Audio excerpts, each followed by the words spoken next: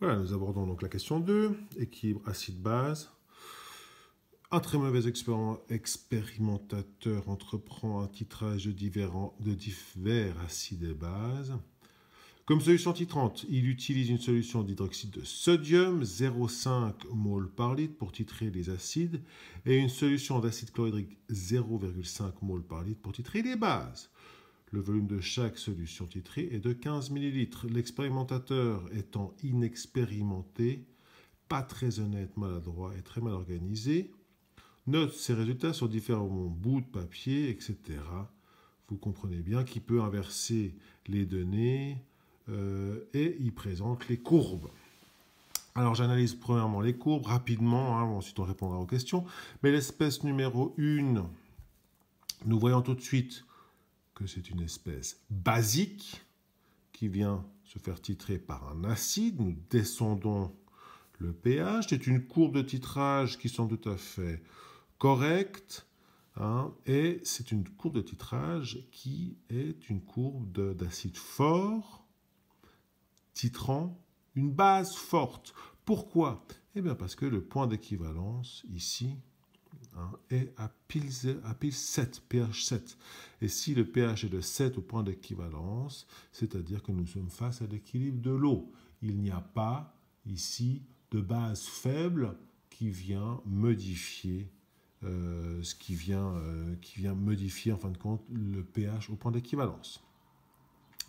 Bien, l'espèce numéro 2, vous voyez ce décrochement-là, ce décrochement n'a absolument aucun sens. Pourquoi?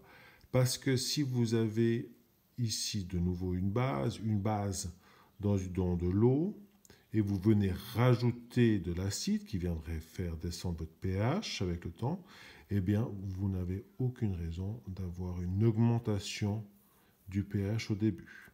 Donc cette courbe-là, même si on sait qu'il est parti finalement d'une quantité de base et qu'il a titré avec un acide, c'est un comportement ici qui semble faux, erroné, courbe incohérente.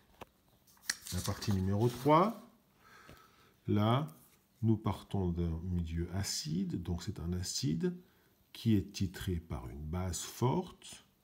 Un acide, là, vous aurez la zone tampon, d'accord? Et ici, vous avez le point d'équivalence qui est au milieu basique. Les questions sont les suivantes. Répondez aux questions concernant l'espèce numéro 1. Est-il possible de déterminer le pK de cette espèce chimique? Alors, le pK de cette courbe 1, non, pas possible de déterminer le pK parce que c'est un acide fort qui vient titrer une base forte.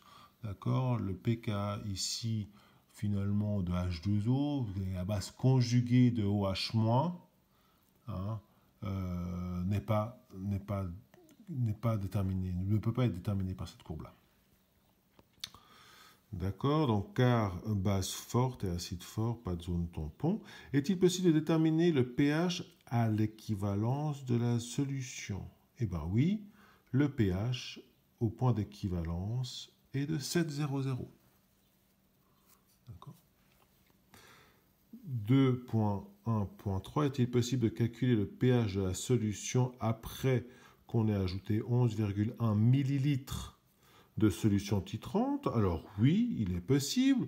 On peut simplement lire sur le graphique 11,1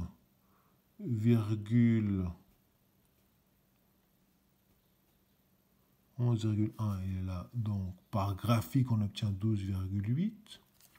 Maintenant, par calcul aussi, nous pouvons très bien considérer la chose suivante. Le volume de 11,1 ml de HCl, nous savons qu'il ne suffit pas à neutraliser la solution, d'accord, parce que nous avions 15 ml d'une solution de 0,5 mol par litre. Pourquoi nous savons que c'est 0,5 mol par litre? Parce que nous voyons qu'il faut 15 ml de HCl 0,5 mol par litre pour neutraliser un volume initial de 15 ml. Donc, nous pouvons partir du principe que la base ici a une concentration de 0,5 mol par litre. Donc, nous revenons à ce calcul-là. nous voulons savoir la quantité de HCl, enfin la quantité que 11,1 ml de HCl0,5 molaire a neutralisé de base. D'accord? Donc le OH- résiduel qui n'a pas été neutralisé se calcule de la manière suivante. La quantité de OH- que j'ai considéré que c'était la base, la quantité de OH- initiale moins la quantité de moles de HCl ajouté divisé par le volume total, c'est-à-dire le nombre de moles par litre de base fois le volume initial, 15 ml, moins le volume d'acide fois la concentration d'acide divisé par le volume total donne 0,0747 moles par litre de OH- résiduel.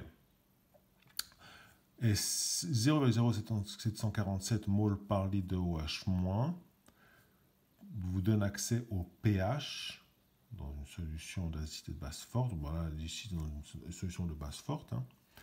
Ça vous donne un pH de 12,87. Donc par graphique, nous obtenons 12,8. Voilà, et par calcul, 12,87. Est-il possible d'utiliser l'indicateur nitramine pour titrer cette espèce? Alors là, il faut simplement savoir que la nitramine a une zone de changement de couleur qui va, je crois, de 12 à 10,8. Pas très intéressant dans notre cas. D'accord? Il nous faudrait un indicateur qui tourne de couleur, qui change de couleur dans cette zone-là, le plus proche du point d'équivalence. Donc, le virage doit être proche du pH au point d'équivalence. C'est ça. Donc, la réponse est non.